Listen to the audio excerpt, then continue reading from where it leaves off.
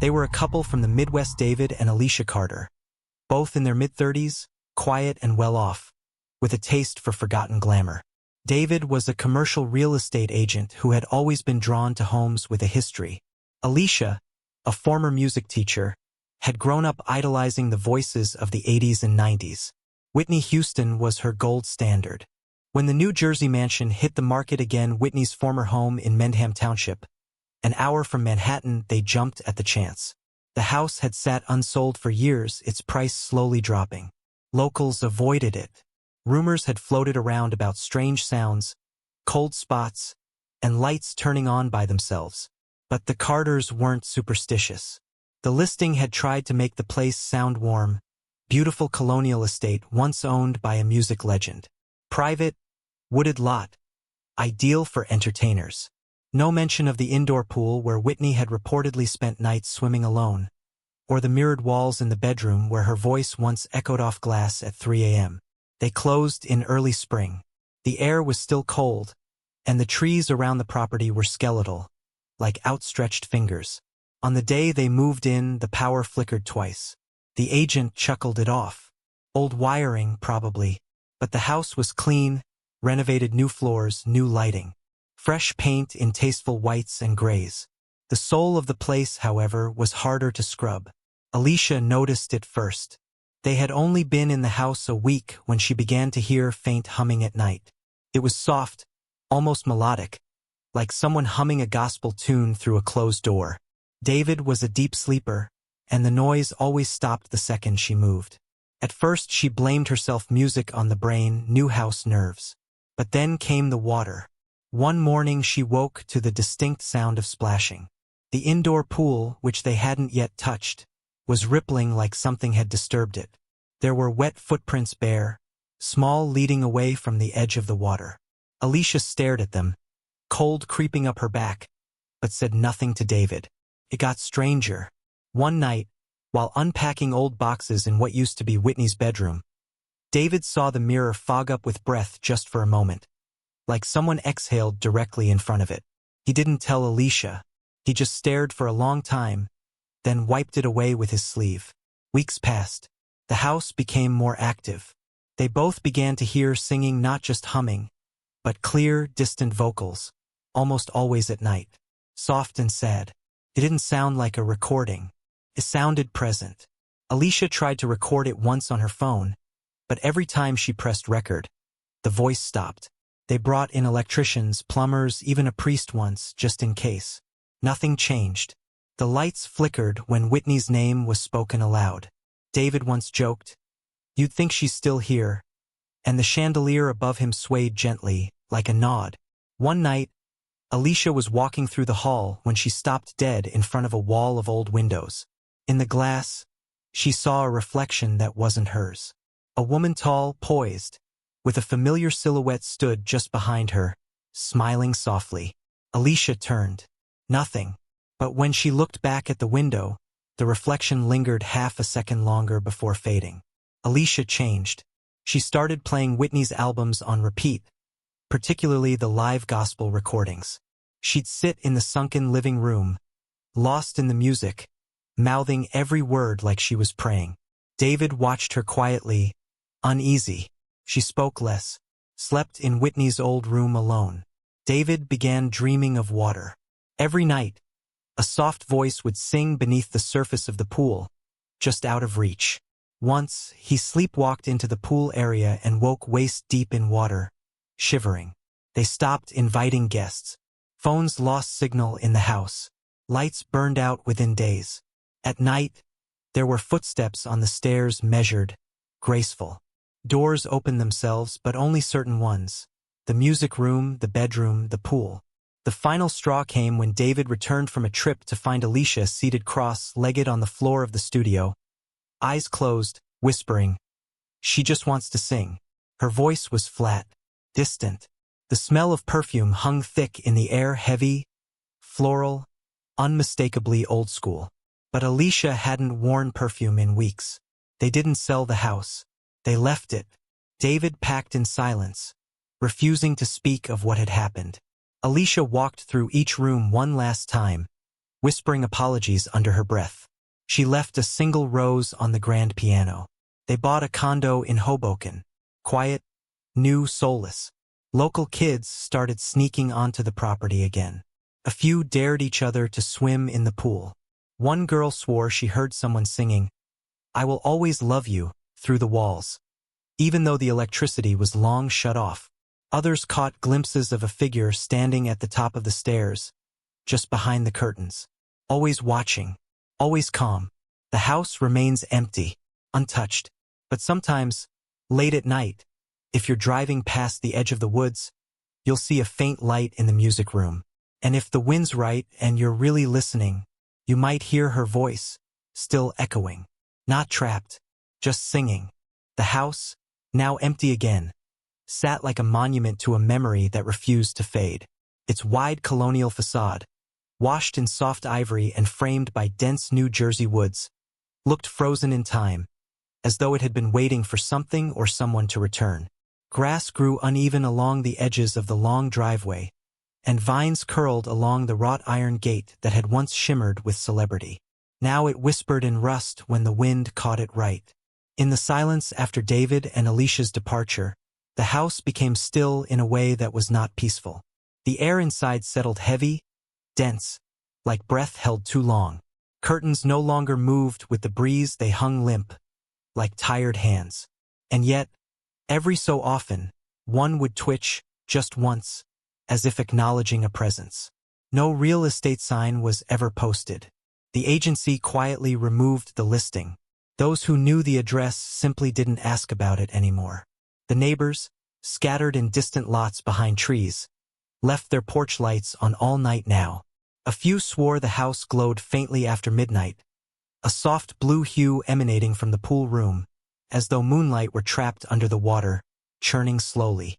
But it wasn't just the house that lingered in memory. Something about her remained. It was in early autumn that the new groundskeeper arrived. A man named Jonah, late 50s, with a bent back from years of labor and a quiet disposition that made him easy to forget. He was hired through a private estate management company, no local connections. No background in real estate or music, just a man who needed the work and didn't ask questions. The agency told him to come once a week. Keep the weeds down, ensure no squatters moved in. Leave before dark. He followed the schedule for 3 weeks without trouble. On Thursdays, he arrived at noon, pruned the hedges, swept the front steps, and checked the locks. He never entered the house. The key sat heavy in his coat pocket, but he never used it. Until the 4th week. That Thursday, the air was different. Not colder, thicker. As he pulled up the driveway in his old silver truck, he noticed the way the light fell differently through the trees, how the leaves didn't quite rustle, how his boots felt louder on the stone. He kept glancing over his shoulder, unsure why. The front door was unlocked. He was certain he'd locked it the week before. Jonah paused. His breath fogged the air, even though it was nearly 70 degrees outside. He pushed the door open with one gloved hand. Inside, the house was still. Too still.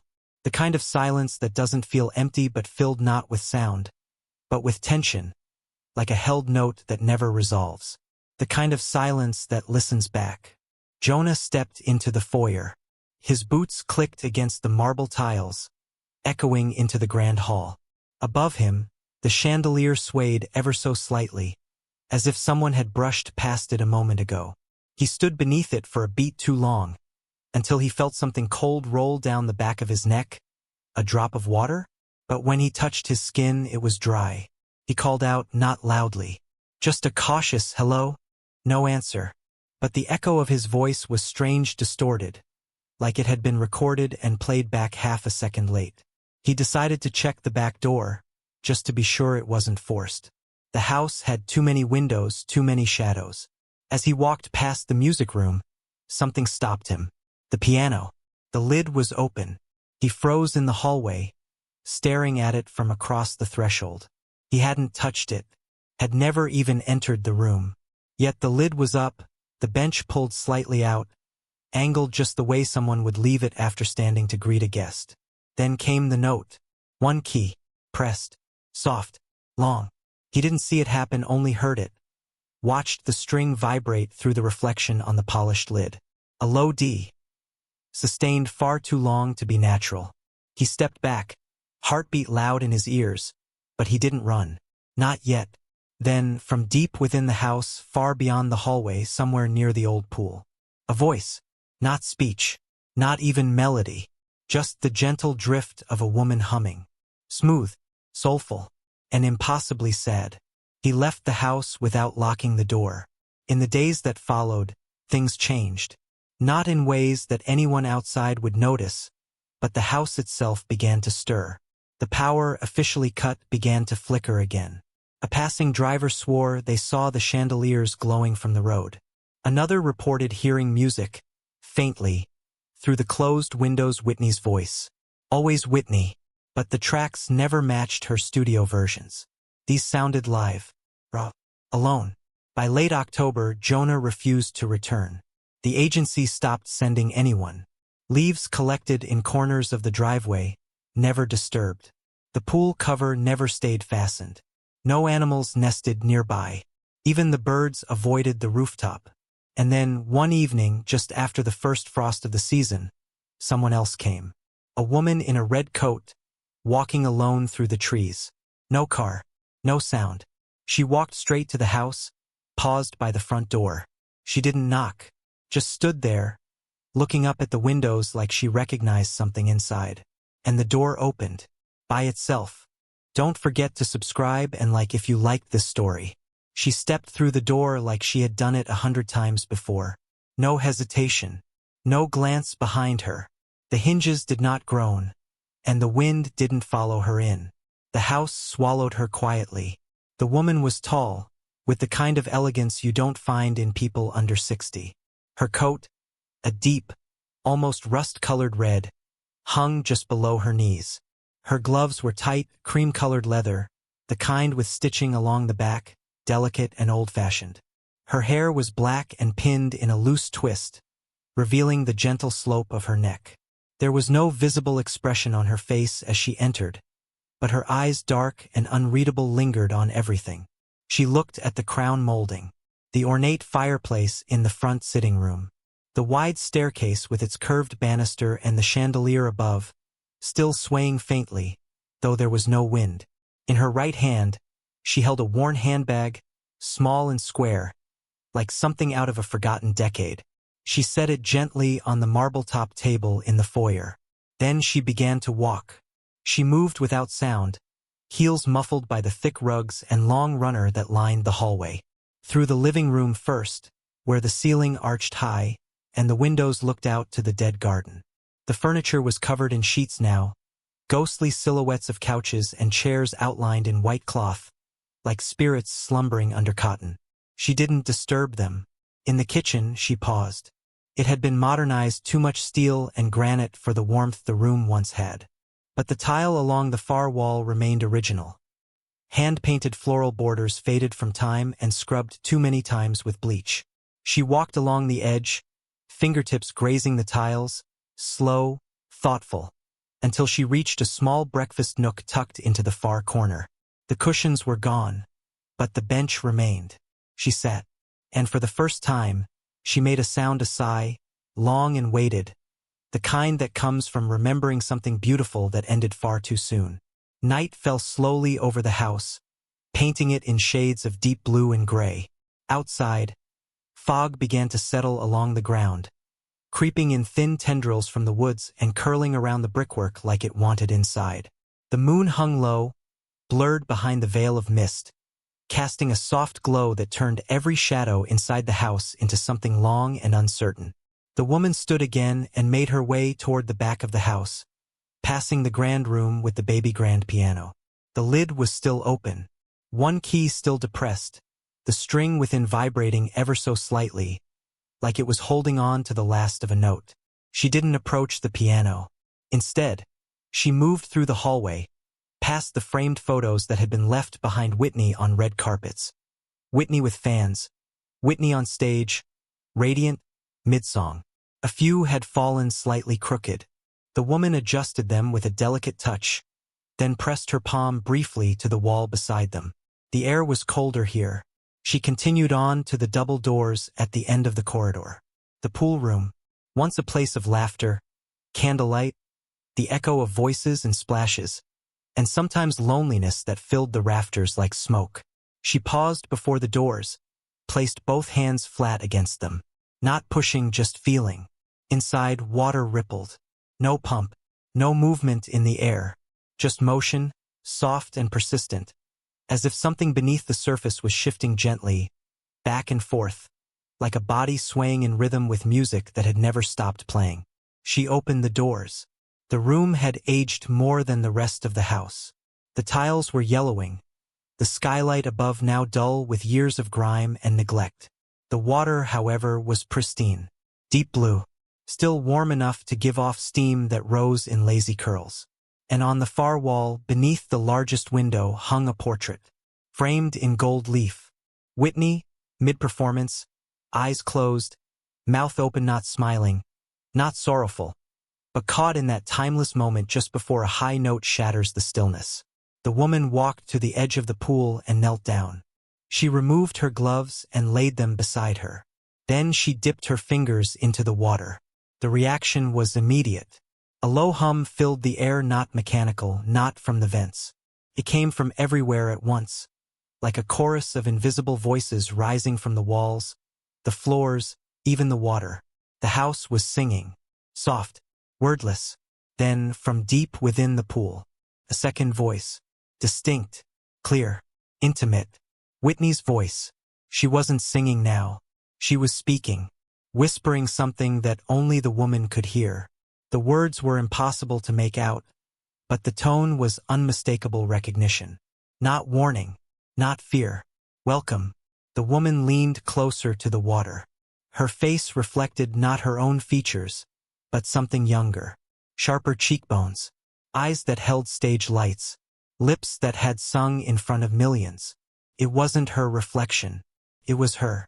The water shimmered. The voice grew louder. The house around them pulsed faintly, the glass quivering in its panes, the piano behind them striking a single note without touch. The woman in the red coat closed her eyes and smiled. The woman in the red coat remained at the pool's edge for a long time, her gloved hands folded neatly in her lap, her reflection flickering and warping in the dim light. The house around her had grown hushed again, not silent, but expectant, like it was waiting for something it had been denied for too long. Outside, the fog thickened, blanketing the garden and creeping up the veranda like it meant to bury the house altogether. The trees bent under the weight of a wind that didn't move the air.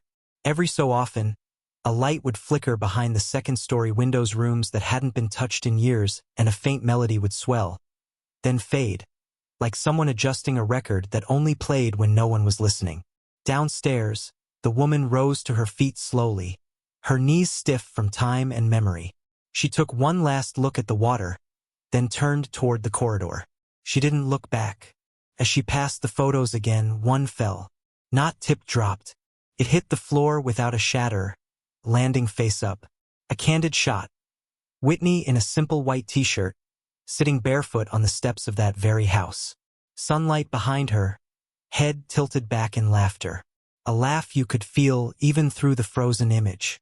The woman paused, reached down and gently lifted the frame. She held it for a moment, cradling it like something breakable, before returning it to its hook on the wall. But when she looked up, something had changed. The hallway, had it grown longer? The distance back to the foyer now seemed impossibly far, as if the house had stretched its bones while she wasn't looking.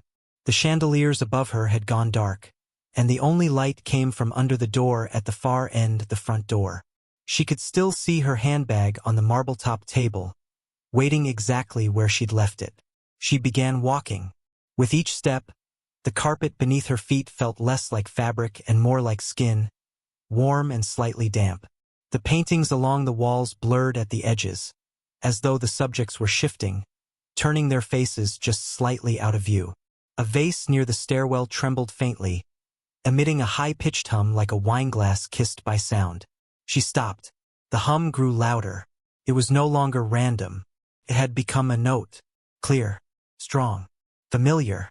See, the same note that always began, I will always love you. Then, from somewhere behind her, just past the piano room, a second note joined in. Then a third. Then a cascade. The house was playing her. Whitney. Not a track, not a memory, this was performance. The walls trembled gently with the depth of it. Air moved like breath through unseen lungs. The chandelier lit again, casting soft golden rings that danced across the polished floor. Curtains fluttered with a breeze that came from nowhere. The woman in the red coat stopped walking. She turned, faced the music. The piano lid was now fully open. The keys struck themselves, deliberate and precise, in rhythm with an invisible presence. Across the room, the speakers once believed to be dead glowed faintly, warm orange in their mesh. Then, from the second floor, a voice. Whitney's voice. Not in song. Not this time. She was speaking. Slow. Personal. You can go now. You don't have to hold it anymore. They heard me. The woman in the red coat closed her eyes. Her lips moved in response, though no sound escaped. She nodded. Just once. Then, without another glance, she turned, picked up her handbag from the marble table, and opened the front door. Outside, the fog had lifted. Moonlight spilled clean across the driveway. The air smelled like summer jasmine, though no flowers bloomed. She stepped onto the stone path, heels clacking in calm rhythm, like a metronome winding down. She didn't look back, but if she had, she would have seen it. The door slowly closing behind her, the porch light dimming, and then every window in the house all at once, lit up with a brilliant white glow. A final burst, crescendo, and then silence. Weeks passed. The house stood empty again, but no longer hollow. Realtors stopped trying. No one visited. Even Jonah, the groundskeeper, quietly handed in his keys and refused payment. People said the land changed. The trees looked straighter now. The wind didn't press as heavy on your chest when you passed the gates. Animals came back. Birds nested under the eaves again. But no one dared walk up to the porch, not really. Because at night, if you stood just far enough away behind the treeline, just past the old gravel bend, you could still hear it. Music. Soft. Soulful. Not a loop. Not a recording. A live voice. Changing every time. Whitney. Always Whitney. Singing to no one. Singing to the house itself. A house that remembered her. A house that grieved her. A house that finally let go. Don't forget to subscribe and like if you liked this story.